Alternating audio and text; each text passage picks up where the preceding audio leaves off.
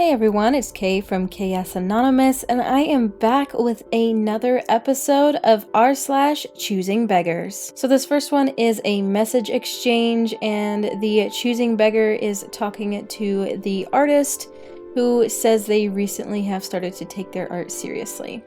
Choosing beggar. Hey man, your art looks sick!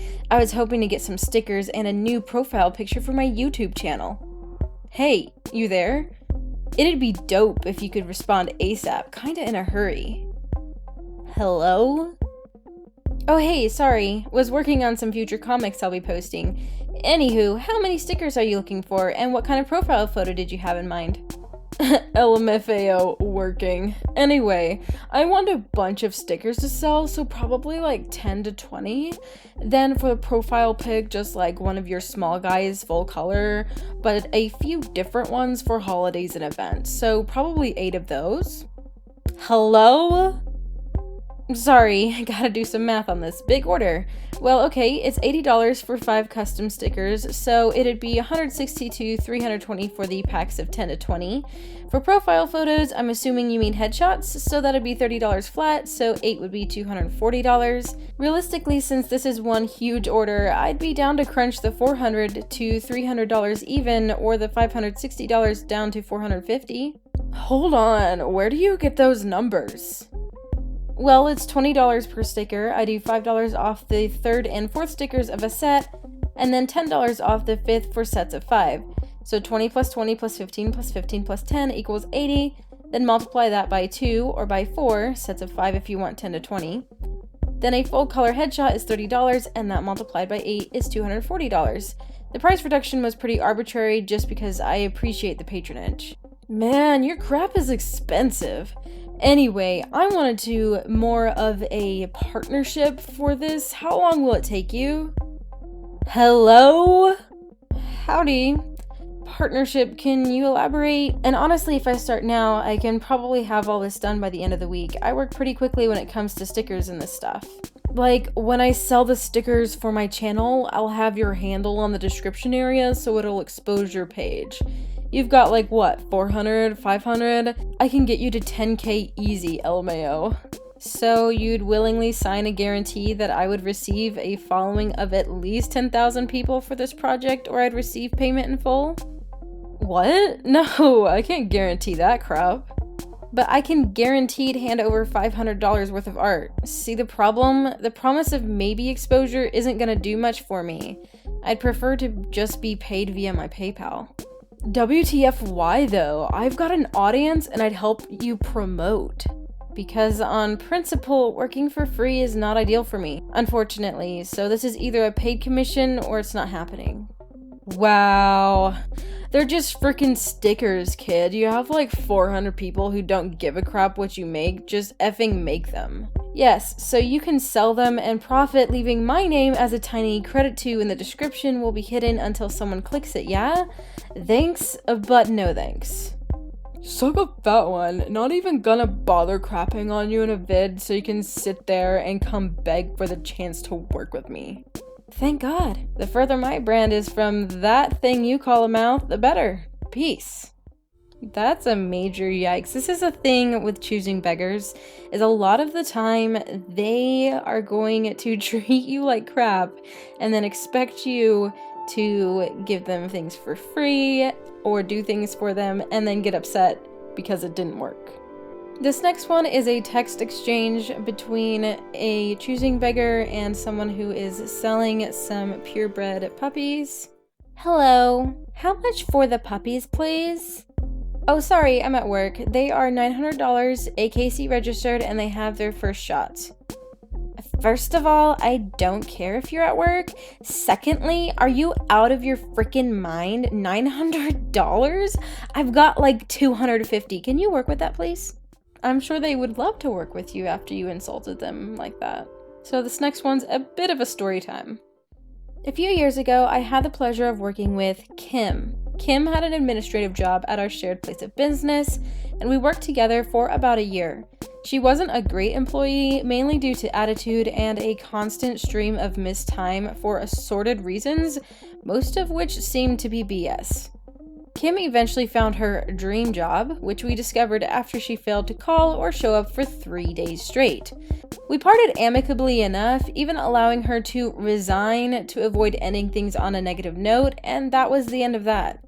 In Kim's absence, Lee had been promoted and quickly proved to be excellent at the job. Consequently, we weren't really all that excited when Kim reappeared about a week after her departure, sobbing and begging for her job back. The dream job hadn't been very dreamy after all, and she was running low on funds. Moved by her pleas on behalf of her children, the manager agreed to bring her back on a trial basis to fill the vacancy left when Lee was promoted.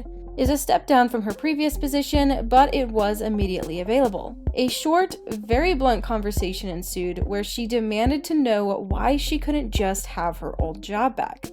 We explained, again, that the position had been filled and that the entry-level spot we were offering was the only thing available. We pointed out that she'd been a no-call, no-show, and that she'd burned a lot of bridges with the company by the poor way she'd handled her departure. The offer of any position with the company again was a kindness, pure and simple. She then said, "Well, the only reason I came back was because I figured you'd miss me and want me back. I don't really think I need to take a step down, do you?" This resulted in a long silence. I was on the verge of telling her to just forget about it when she got up to leave.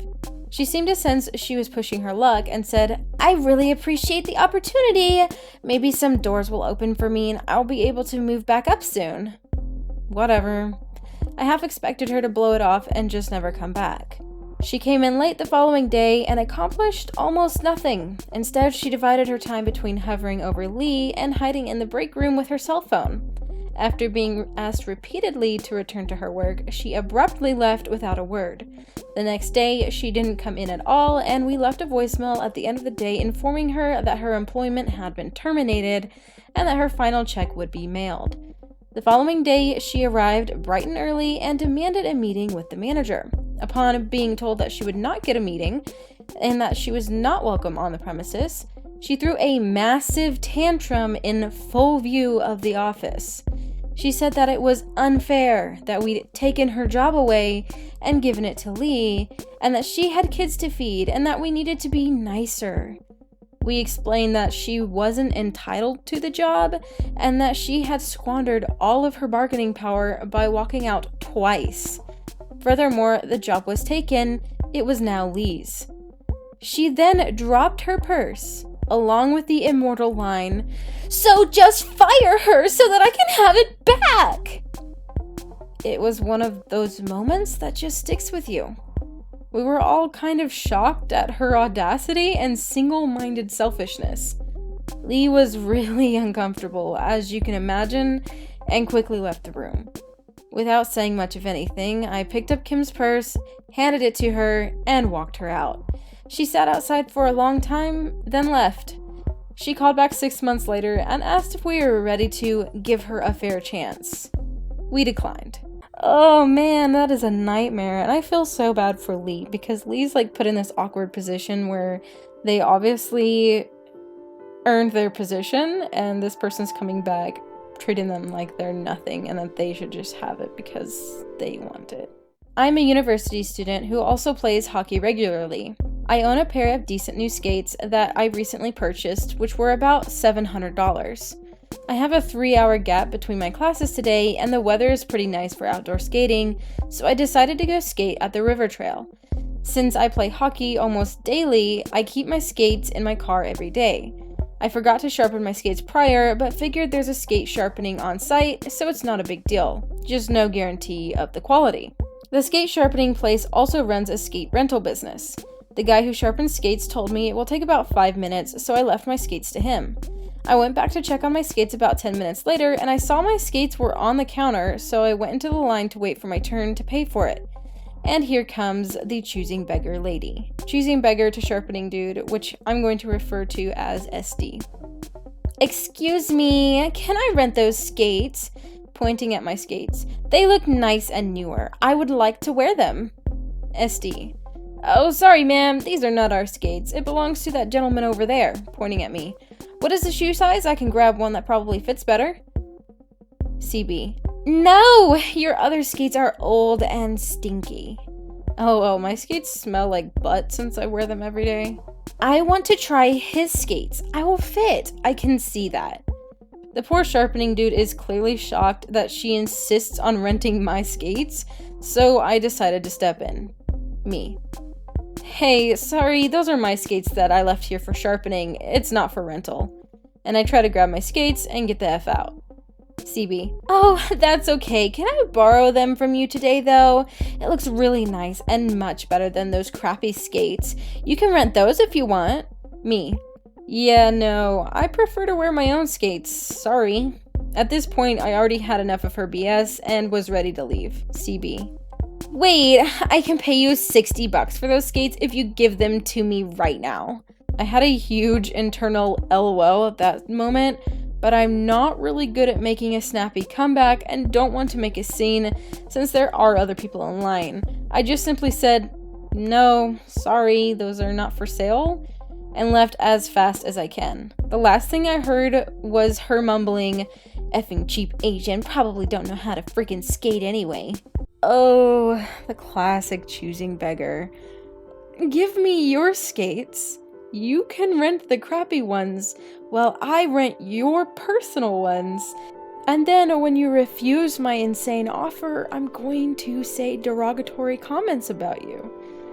Such a classic choosing beggar move. That's actually going to finish up this video. If you enjoyed it, go ahead and drop a like and let me know if you have any interest in something in the future or what you thought about these choosing beggar stories today. I'll see you in my next video. Bye!